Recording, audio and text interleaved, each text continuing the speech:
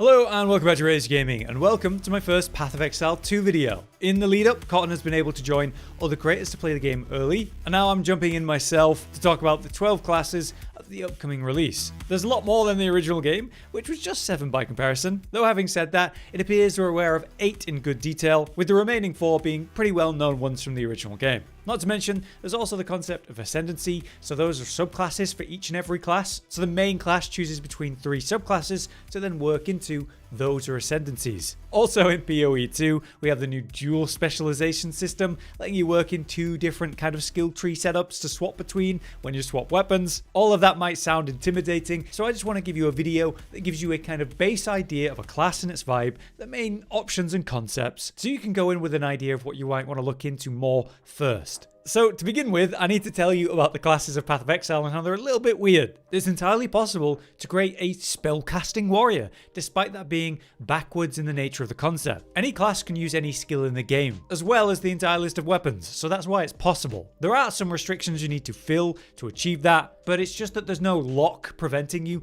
from doing that if you want. So classes in Path of Exile are essentially just your starting point in that big skill tree. They define your class in a straightforward and obvious way. And if you want to be a warrior to just be a warrior, then that's going to be a great way to achieve that class fantasy. You'll just start the skill tree in the strength section, which naturally will be closer to the passives that are going to enhance gameplay tied to that concept. But it's also possible for your warrior to then transition into other build concepts, maybe not typically warrior in theme. It's just one of the really cool core features of the game that I guess I need to highlight for a video like this. So let's now run down the list. Now, like I said, 4 of the 12 aren't currently shown in any proper depth and detail. We do have a lot to say for the other 8, but again, the 4 that are less shown are ones we kind of know about from PoE 1 anyway. So starting with the strength classes, we have warrior and marauder, which somewhat blend into each other more than other classes right now. It seems the warrior is going to take parts of the original marauder and goes a different direction with it. And I think this looks like a very beginner friendly version of that concept, since you're going to deal great damage while dealing your own, kind of being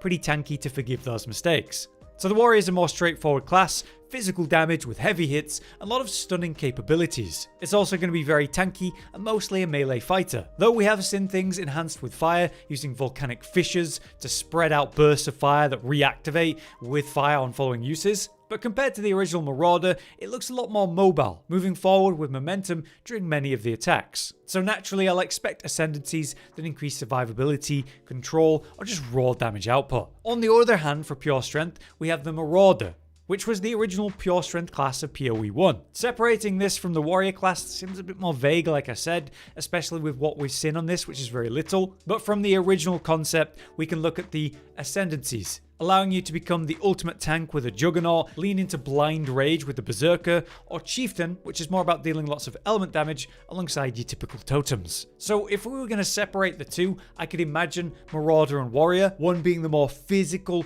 bloodthirsty one, and the other being more tribal, like that chieftain approach to the concept. So the key differences between them will probably be shown in those ascendancies. It's just a question of what went to the warrior and what went to the marauder. Next, we have our pure dexterity classes though, ranger and the huntress. For the ranger, we have that perfect kiter who can fight from far while dealing massive AoE damage if we look at PoE 1. Leaning into the bow concept, you fire off volleys of arrows, weave in lots of element damage like lightning to enhance that, while relying on your great mobility to avoid damage or position the enemies for a maximum output, while playing at medium or further range generally. If you focus more on single target blasts, or instead lean into poison for damage over time, you can find completely different systems to manage and playstyles there. So if you like the idea of being a classic ranger, this is probably a great starting class for you. On the other hand, for the pure dex option, we have the huntress, who actually focuses on spears to begin with. With a smaller shield as a defensive tool, you're actually going to be lining up foes for kind of penetrating spear throws. This will be a mix of up close or distance fighting though, because you can still use it as an effective melee weapon, kind of bouncing in close or far away based on the setup. We've seen combinations of fast thrusts chained together, leaps back, and then potent spear throws that can weave in different elements like lightning or fire. The lightning was shown to split and spread, while the fire was kind of waving out from the center of the throw. The leaps that get you in or out also seem to benefit the class for perks of being in close for a period of time, then away, then in, then out, not spending too long either way.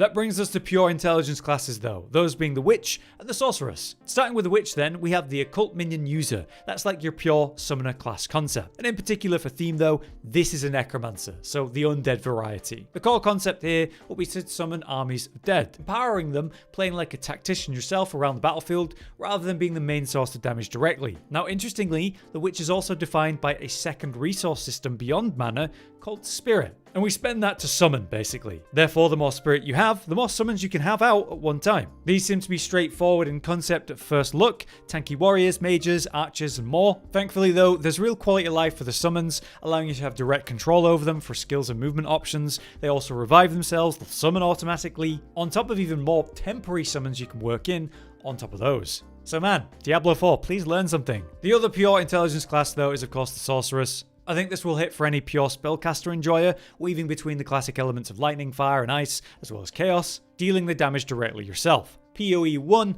would have you turn to Witch originally for this idea, but now we have the Sorceress, we can separate them, having Witch being more of a summoner. So I really like how they've separated them in this way. Interestingly though, as shown a while back, the specific staffs that you have can have spells tied to them, allowing for free casts instead of having to manually get in there with your weak little stick when you're out of mana. With the dual specialization concept though, they use the Sorceress to show off that concept. The player would use one staff to freeze and set up the foe, then swap to another staff to suddenly have your skill tree swap and your skills be more lightning based to work in unison, swapping between the mid-fight kind of setup and spend. Very cool stuff. That brings us though to the hybrid classes, which have their main attributes balanced between two. That could be strength and dex, intelligence and dex, and then finally strength and intelligence. Let's start with strength and dex for this then, with my first class in PoE 1, the duelist. The duelist was classically using a sword and shield, or a two-handed one, or dual wielding, like a Roman gladiator feel, able to dish out cleave attacks while swapping stances for maybe better AoE or potential bleed focuses. Now unfortunately this is one of the four we've not seen a lot of in PoE 2,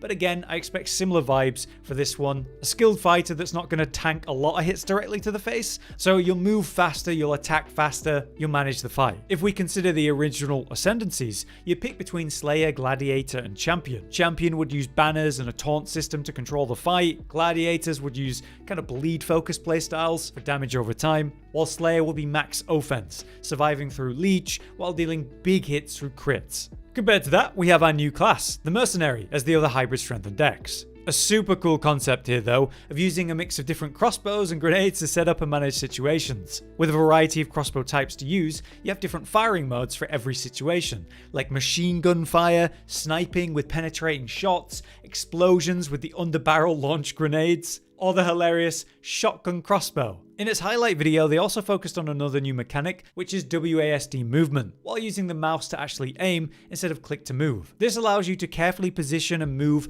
and aim and fire at the same time. So move in close and aim with the shotgun to spread into a pack, or drag them back in a line to snipe through them with a penetrating sniper shot. On top of the weapons, you also have different ammos and attachments, be that different elements or armor piercing shots. So as an example they gave us, they would freeze foes and then swap to armor piercing shots to shatter them. So you want to outthink the situation, maximize your damage based on what you're facing. That's the mercenary. Next up then, we have the intelligence and dex hybrids. That's Shadow and Monk. Now unfortunately we've seen little of Shadow, so we look to the original in PoE 1 again, as a mix of daggers and traps. It's an assassin concept to bounce in and around a fight, never trying to tank the hits. Looking back at the original ascendancies then, we have Assassin, Saboteur, and Trickster. Basically big bursts through crit, leaning into your traps and explosives, or going into damage over time. No matter what, you'll be super agile, high damage, and somewhat made of paper. So fast-paced, clever gameplay, that's Shadow. On the other hand, we have Monk. Grab your quarterstaff and weave in a surprising amount of element-based setup and spend, freezing enemies to shatter them, or using marks to execute low-health enemies instantly. That then builds up charges to enhance the power of your abilities, adding new effects to them. You're mobile with a lot of control over your enemies, while building up that potent power to unleash at the right time. The mobility seems baked into a lot of the abilities, letting you close the gap pretty much instantly. So that should be important then while you're managing the enemies, to then suddenly appear next to one that's low, execute it, and power up the next setup even more. So a master of yourself and the elements.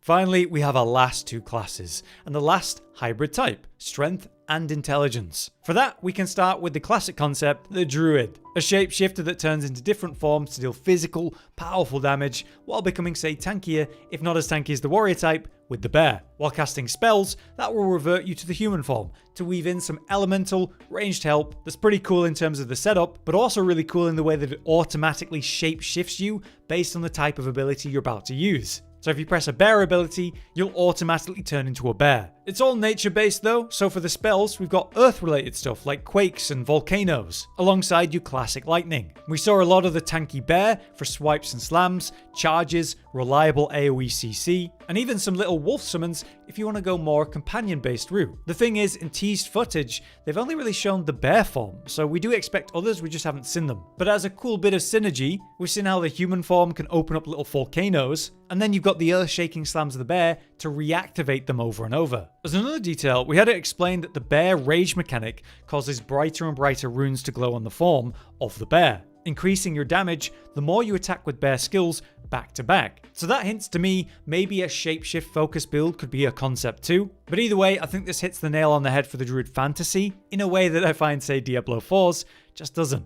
But for class number 12, we refer now to a classic, the Templar, your paladin type, as another mix of strength and intelligence. Unfortunately, is another with little to see of, but again, an original class does mean we can assume a lot from the original version PoE 1. What we do see then is a heavy armor user wielding a shield and a fun weapon, the flail. But looking back to the original ascendancies, that'll tell us a lot. So there we had Inquisitor, the Hierophant, and the Guardian, allowing for element or holy based focuses, auras to benefit the group, able to stand on its own or be really helpful to the team. So very simply, it's a classic paladin with a caster, aura, or tanky nature to consider between.